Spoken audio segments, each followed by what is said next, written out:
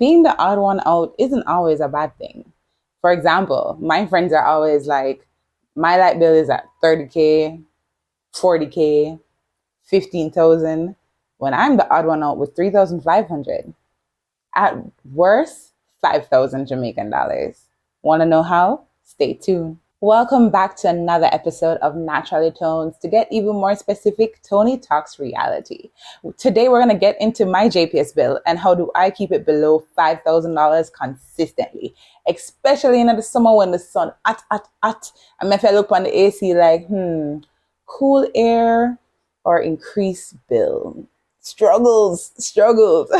So I'm going to share with you some of the tricks that I've been using, especially living on my own, how I keep my light bill below $5,000. And you can employ them and tell me if it works for you. And if you haven't already, please be sure to hit that notification button and subscribe. And if you're coming back, thank you so much for staying with me. Now, I could cut the chat-ins and get into the video. So first things first, when I moved out of my parents' home, I decided that, the first thing I'm going to focus on is cutting all these bills. So, of course, a lot of that comes with buying the right appliances for your home. So first things first, you want to ensure that all the bulbs in your home are energy-saving bulbs. This will save you a ton, and it will also make the place feel a lot cooler, right? So this is changing out that ugly yellow pasty bulb to some LED bulbs. You can get them on Amazon in my storefront, or you can buy them locally here in Jamaica. Another appliance you should really take note of when moving out and going into a brand new apartment is the refrigerator. Now, the refrigerator can burn a lot of current. It can make a big difference between an additional $3,500 to your bill or just $1,000. It all depends, right? So in my first apartment, it was actually furnished. So we got this really high-tech refrigerator, Samsung, ice dispenser, water dispenser, that bag of things. And guess what? All those dispensers do is burn up the current. And that's not helping anybody, especially as a young professional living in Jamaica. So when you have the chance and you're moving into an apartment that's unfurnished and you get to buy your own stuff, avoid dispenser refrigerators. No bother with the ice dispenser, no bother with the water dispenser. Listen, just buy the ice tray from Azan's and progress in life. Just do that. Just do that. Trust me, you will save a ton. You will save a ton because it will always use extra energy just to create and dispense ice. And what you'll find is over time, you won't even need that. You won't even need that. So trust me on that. And then also what you want to take note of is that little energy consumption sticker that's usually at the side or at the back of the refrigerator. And that will tell you how much current a refrigerator uses within a particular period. This again can make or break the bank. This can be the difference between, the bill being right or so and it's skyrocketing to you have to look for NCB and ask them if them can give you a loan to pay a light bill. One appliance that most people are wary of buying is an air conditioning unit. Now, in Jamaica, the place hot. I don't know about everywhere else, but the place hot, especially this summer. It's hot. So we can't really do without the AC. And then we don't really have the $500,000 for buy the solar powered one. So what we're gonna do? We're gonna try to find one that not too break the bank and not too give JPS all of the money. So now that we look upon the AC then, because we make up our mind, so we're not gonna burn up in a no heat. You want to ensure that the AC size is the perfect one for the room. If it's too big, it's going to use up way too much current unnecessarily. And if it's too small, it's also going to use up additional current to try and cool that room down. So you want to get one that's the right size. And you can usually ask the technicians on the ground for the correct one. Now that you've had the perfect AC, one that is an inverter and one that is the right size for the room, when do you run it? And contrary to most popular belief, it's best to run your AC at nighttime and to run it throughout the night. If you keep starting and stopping your AC unit, what you'll find is that it has to work even harder to maintain the temperature that you set it at. But if you keep it running throughout the night, then your air conditioning unit won't work as hard to maintain the temperature, using less current and saving you money in the long run. Another nice feature you want to consider when getting the right AC unit for you is timer mode. This allows you to set the time in which you want it to run for. That way you can limit usage, especially if you're like me who forgets to turn it off sometimes.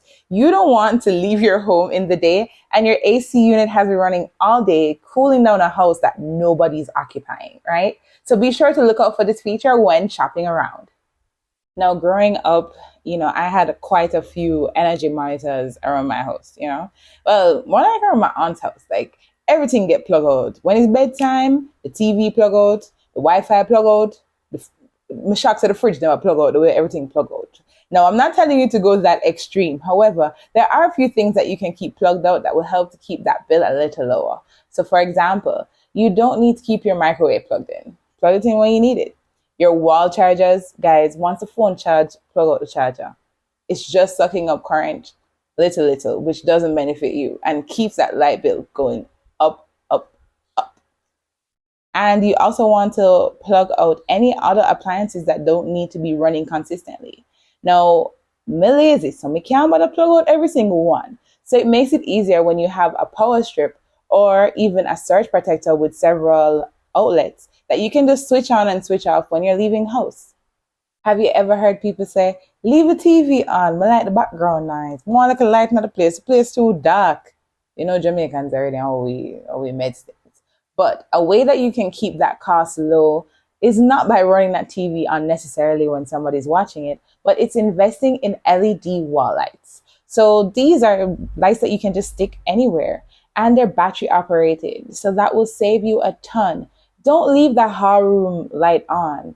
Invest in a little LED light and wall sticker and you're good to go. Now you're home alone and you can't do the silence thing. So you decide, say, all right, I'm going to turn on the TV and play little music from Spotify or Deezer or YouTube, or I'll just have the Netflix running in the background, at least until I fall asleep, right? Nah. All you do, I give JPS even more of your savings. So what do I recommend? Invest in some wireless Bluetooth speakers. That way you can charge that device and have it on standby so that you can use it and connect it with your phone. That way you can still get that ambient music or noise without needing to run up the light bill even more. And it tends to power down after a while. So instead of the TV running all throughout the night and Netflix asking you, hey, are you still there? The Bluetooth, when it done. And it still wouldn't affect your JPS bill, which is exactly what we're trying to keep low. And last but not least, especially if you're living with others, become your own energy monitor. How many times have you left the light on in a room that you just came out of? Or even when you look around, you realize that the bathroom light on, kitchen light on, living room light on, bedroom light. You can only be in one place at a time. Yeah. And JPS not here, the mobile the same way. So be your own energy monitor, guys. Turn off the light behind you. You don't need it to be on.